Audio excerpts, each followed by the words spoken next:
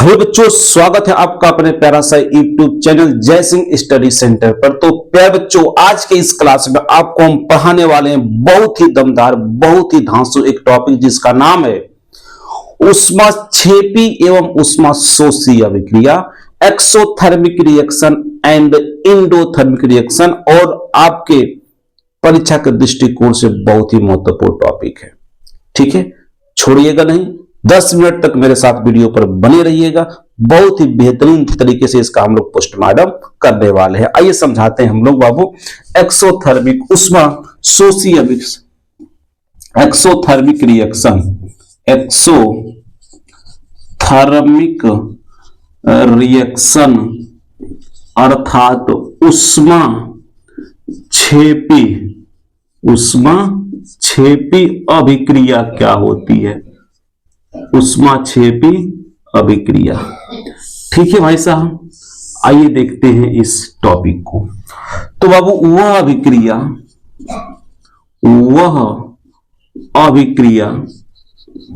अभिक्रिया जिसके फलस्वरूप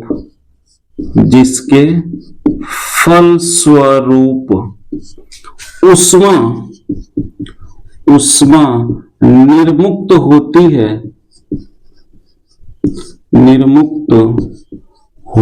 है उसे ऊष्माक्षेपी अभिक्रिया कहते हैं।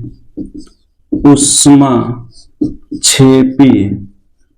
अभिक्रिया कहते हैं। ठीक है, इसमें ऊष्मा को उत्पाद के साथ जोड़कर रखा जाता है। जैसे हमने कोई अभिकारक पदार्थ लिया बाबू, इससे क्या बना? उत्पाद बना, और इसके साथ कुछ ना कुछ क्या जुड़ा होगा? ऊष्मा। तो इस प्रकार से आपको रिएक्शन दिखे बच्चों, तो उस रिएक्शन को हम लोग कहते हैं ऊष्माक्षेपी अभिक्रिया।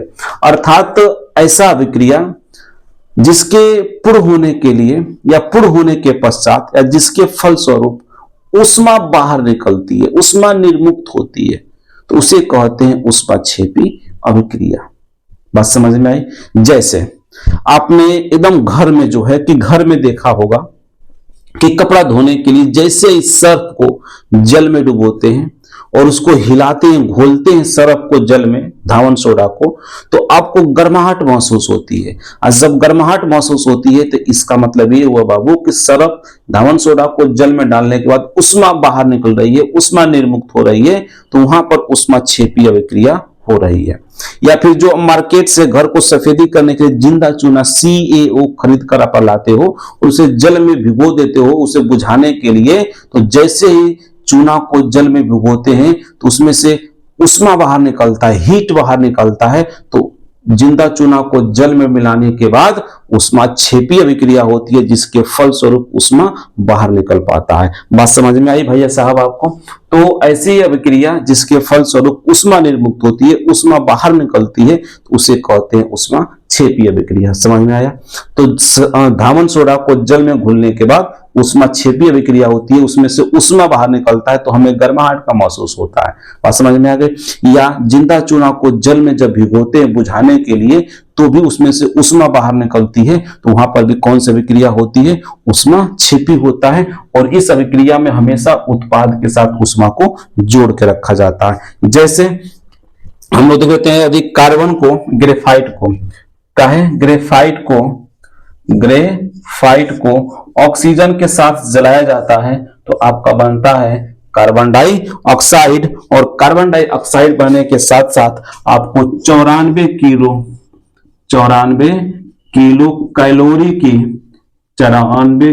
कैलोरी की जो ऊर्जा होती है बाबू, ये निर्मुक्त होती है, ऊर्जा बाहर निकलती है। तो ये कौन सी अभिक्रिया हो जाएगी? ऊष्माक्षेपी अभिक्रिया।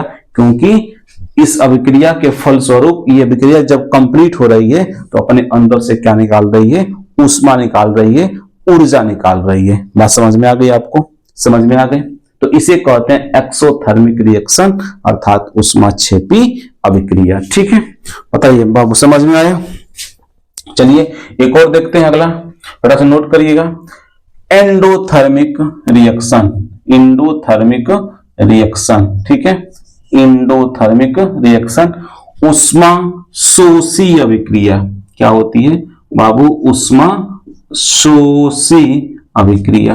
ये क्या होता है? तो वह अभिक्रिया जिसके फलस्वरूप ऊष्मा क्या होती है? ऊष्मा का अवशोषण क्या होता है? अवशोषण होता है, अर्थात ऊष्मा को वह अपने अंदर की ओर खींचती है, सोखती है, अवशोषित करती है, तो उसे हम लोग क्या कहते हैं? ऊष्मा शोषी अभिक्रिया कहते हैं। क्या कहेंगे बाबू? ऊष्मा शोषी अभिक्रिया कहते हैं। इसमें ऊष्मा को उत्पाद के साथ घटाकर, क्या कर घटाकर रखा जाता है, अर्थात यहाँ आप क्या कर दोगे बाबू? माइनस कर दोगे। बात समझ में आ गई? समझ में आ गई। अर्थात ऊष्मा शोषी जो होता है वो ऊष्मा छेपी का बिल्कुल उल्टा होता है। ऊष्मा छेपी में ऊष्मा बाहर निकलता है, ऊष्मा शोषी में ऊष्मा अपने अंदर की ओर लेता है, ऊष्मा को अवशोषित करता है, ऊष्मा का अवशोषण होता है, ऊष्मा को खींचता है। समझ में आ गया? तो एग्जाम्पल देखिएगा, इसमें का एग्जाम्पल देखिए, जैसे आप नाइट्रोजन और ऑक्सीजन का अभिक्रिया कराते हैं, ठीक है, नाइट्रोजन और ऑक्सीजन का अभिक्रिया कराते हैं तो आपको बन जाता है नाइट्रिक ऑक्साइड। जैसे N2 प्लस के O2 इक्वल टू बनता है 2NO, nitric oxide, nitric oxide ये बन जाता है। ठीक है बाबू, और जब ये बनता है तो इसको कंप्लीट होने के लिए क्या होता है? ये अपने अंदर की ओर ऊष्मा को खींचता है, अपने अंदर की ओर क्या ऊष्मा को लेता है, खींचता है, तो क्या कर देंगे? माइनस कर देंगे। और कितना? माइनस के 45 किलो कैलोरी। इतने की जब ऊष्मा ये खींच लेता है तब इसे ये अभिक्रिया कंप्लीट होती है, तो इसे हम लोग क्या कहेंगे? ऊष्मा शोषी अभिक्रिया। जैसे आपने ग्लूकोज देखा होगा, तो जब ग्लूकोज को जल में डालते हैं तो हमें ठंडाहट महसूस होती है, क्योंकि हमारे शरीर की जो ऊष्मा होती है उसमें वो अवशोषित करने लगता है ग्लूकोज और जल। मतलब कि जब ग्लूकोज को जल में आप घोल देते हो और उसमें अपना हाथ की उंगली रखते हो तो हमारे हाथ की उंगलियों को जो ऊष्मा होता है वो विलयन जो है खींचने लगता है, वो ग्रहण करने लगता है, तो हमें ठंडक का महसूस होता है, और तब वहां पर हम लोग उसे कहेंगे ऊष्मा शोषी अभिक्रिया हो रही है। तो जहां भी ऊष्मा शोषी होगा, हमारे अंदर से ऊष्मा बाहर निकलेगी तो हमें ठंडक का महसूस होता है, और जब हम ऊष्मा को लेते हैं तो गर्माहट का महसूस होता है। जैसे गर्मी के मौसम में वायुमंडल का टेम्परेचर 37 डिग्री सेल्सियस से अधिक होता है, अब बॉडी का टेम्परेचर 37 डिग्री सेल्सियस, तो हम ऊष्मा लेना शुरू कर दिए तो हमें गर्मी लगता है।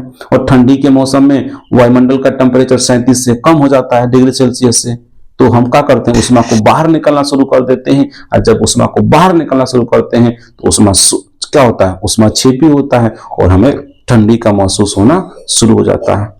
ठीक ना? ऊष्मा को जब हम बाहर निकालेंगे भाई साहब, ऊष्मा को हम बाहर निकालेंगे और कोई अभिक्रिया जो हमसे ले रही है, ठीक ना, तो वहां पर क्या हो जाएगा? ऊष्मा शोषी होने लगेगा। बात समझ में आ गई? तो इस प्रकार से आप कह सकते हो कि ऊष्मा छेपी और ऊष्मा शोषी अभिक्रिया को आपको हमने समझा दिया। तो बाबू मिलते हैं नेक्स्ट वीडियो में। तो आई होप कि आपको वीडियो समझ में आई होगी। तो वीडियो पर नए होगे तो वीडियो को लाइक करिएगा, चैनल सब्सक्राइब करिएगा, दोस्तों को शेयर जरूर करिएगा। जय हिंद।